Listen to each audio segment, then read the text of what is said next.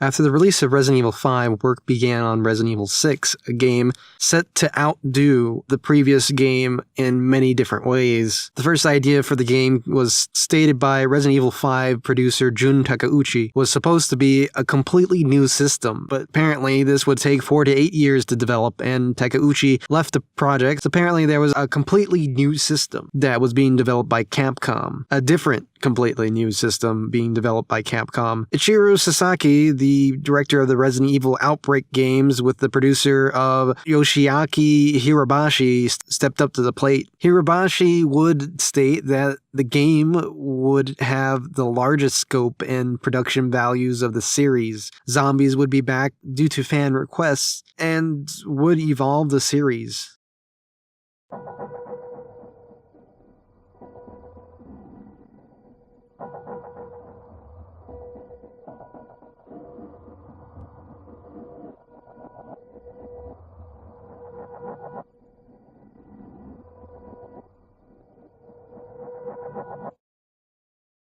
Resident Evil.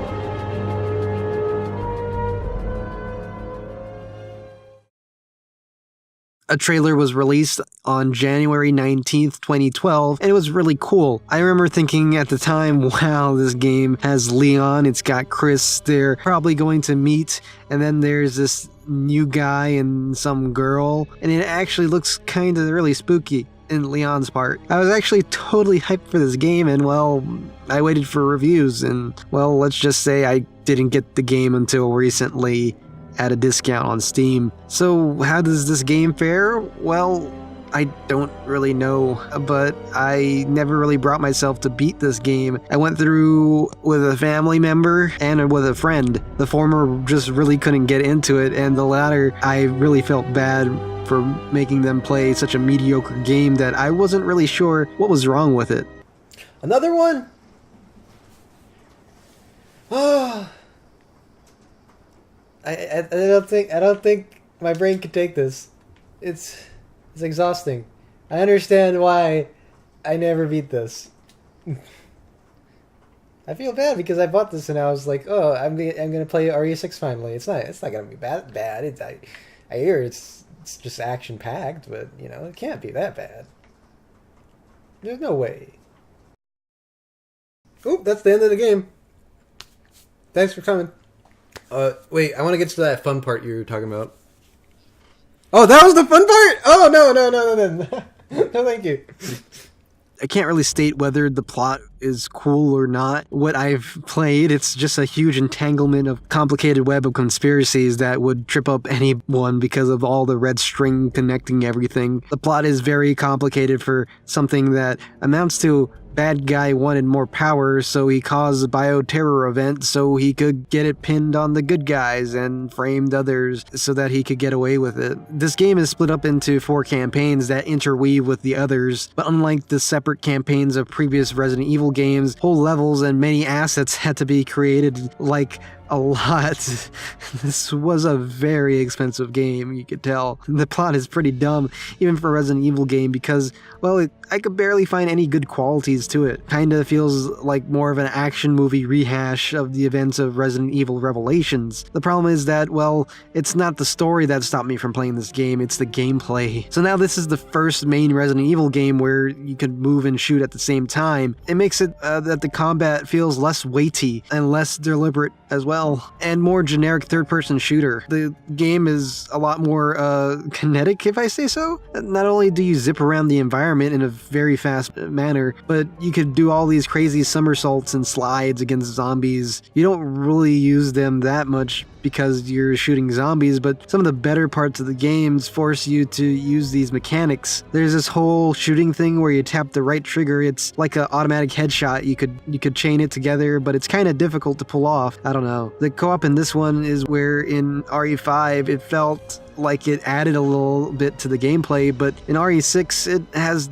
the other character just basically be a carbon copy of the main character with almost no reason to interact or cooperate with. It's just really a step back in that regard, so there's not really any weapon and ammo management, as I just had too much of both. The whole game has this repeated stay in this area and defend against waves of enemies kind of thing, which gets kind of dull for like the first time it happens. The game seems to be more focused on set pieces than setting up a good atmosphere, thus making it really hard to feel like you're in the game. Actually, the best part of Leon's campaign is when you're not really shooting the zombies and when you're doing these puzzly type stuff. Leon's campaign is supposed to harken back to the older RE games, and yeah, it kind of does it for the most part. It's the most Resident Evil out of the rest of the campaigns. With Chris's campaign is a bad military third-person shooter. Jake's campaign feels like somebody saw the popularity of the Uncharted series and just stole Drake out, and the voice actor sounds suspiciously similar. And finally, Ada is like a stealth puzzly thing. Actually, the whole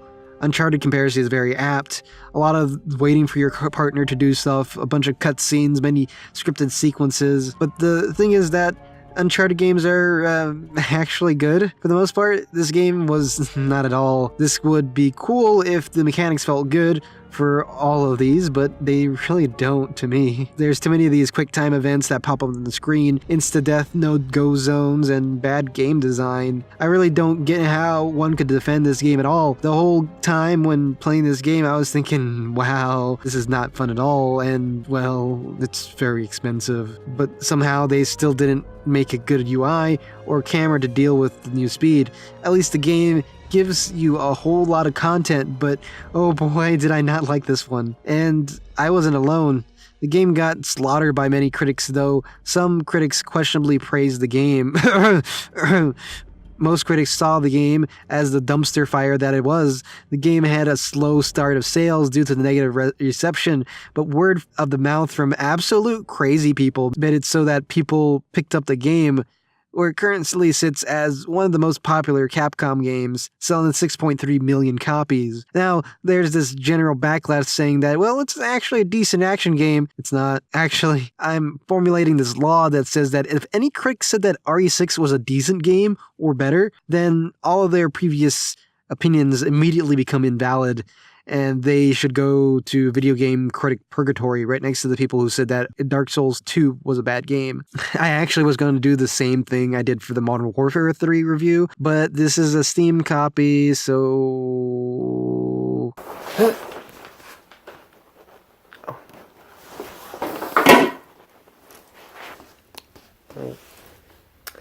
Oh, that doesn't fit.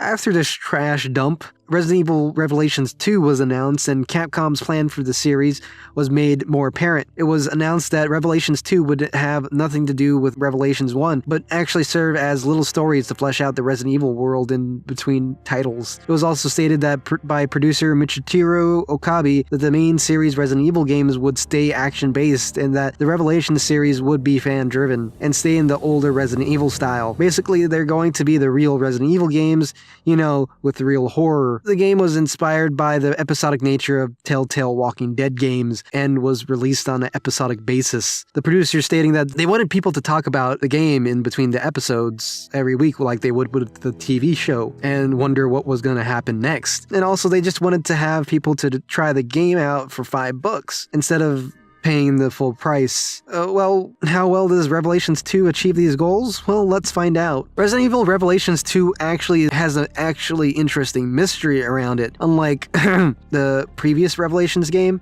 Claire now works for a philanthropic organization, TerraSave, who cleans up after bioterrorist incidents. They're basically the Red Cross of the Resident Evil universe. At a company party, apparently Barry Burton's daughter shows up on her first day for the anniversary of the organization. Anyways, some mysterious forces raid the party and kidnap Claire and Moira. And the rest of the crew, apparently. They later wake up in the prison where the doors open and they've got these wrist bracelets on their arms. The whole mystery of the game is portrayed very well, and the twists are actually surprising and actually lends a hand to knowing more about the characters and themes of the game. It actually lives up to the name of Revelations. It also has more of a thematic ambition. Claire and Moira's part being about fear, and Barry and Natalia's part being more about grief. And oh boy, does Barry bring the sorrow. The gameplay of Revelations 2 actually is better than the previous Resident Evil Revelations game. It doesn't do that jerking between survival horror and gung-ho action that Revelations did. It's co-op more necessary than any of the previous co-ops in the series. See, only one character that you control can hold guns and the other could only point. And you might think that would be boring for the second character, but that second character could do a couple of things. At first, you might think that the two secondaries would be carbon copies, and it would seem so from the surface level. But actually, Moira has a flashlight that stuns enemies in place, which can lead into Claire's kick and Moira's crowbar. This two-player combo actually makes teamwork a necessity, or actually feels fun. Also because the flashlight,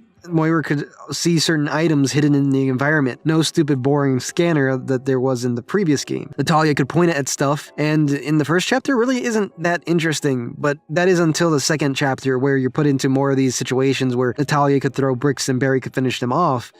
Well, that is until this part happens. And you're introduced to the scariest enemy in the whole franchise, in my opinion. All of a sudden, Barry's vision starts to cloud and he can't see properly. A sound also starts ringing in his ears. And, well, Natalia says she sees an enemy out in the distance. The problem is that Barry can't see it. We can't see it at all, actually. It appears to be not there at all. And when you switch over to Natalia, you barely see it. It's just this colorless gas. You don't know what it is, but you hear its sounds.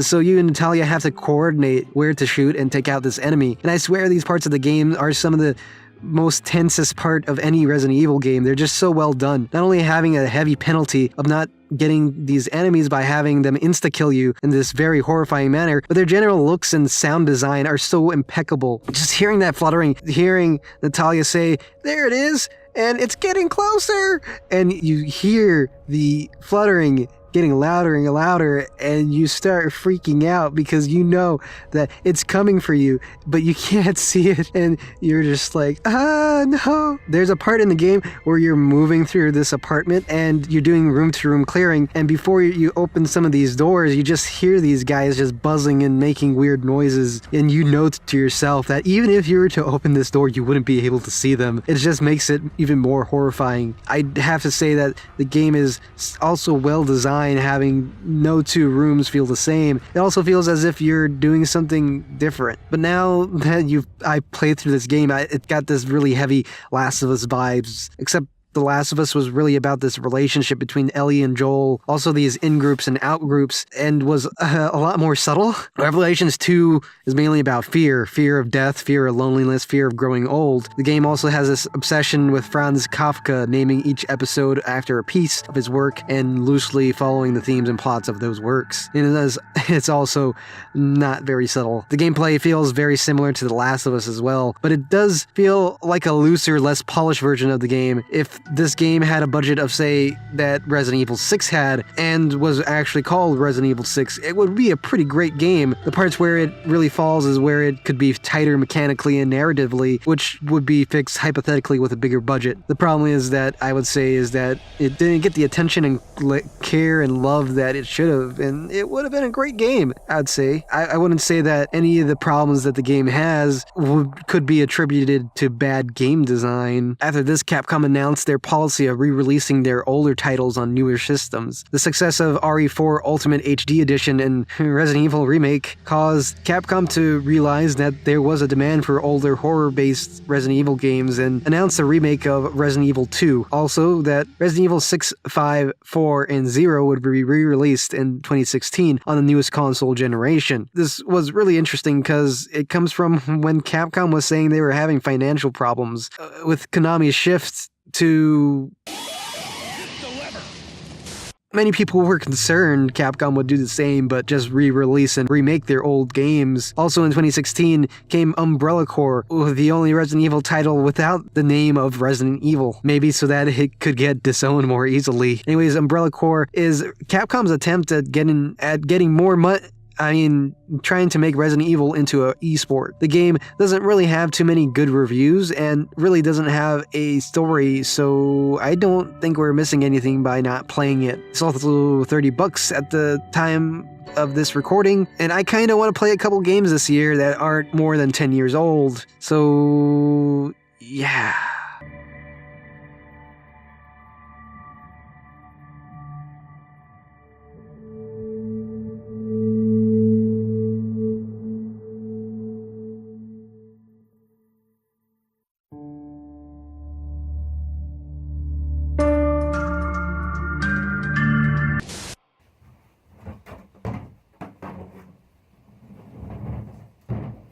I need to pick this back up.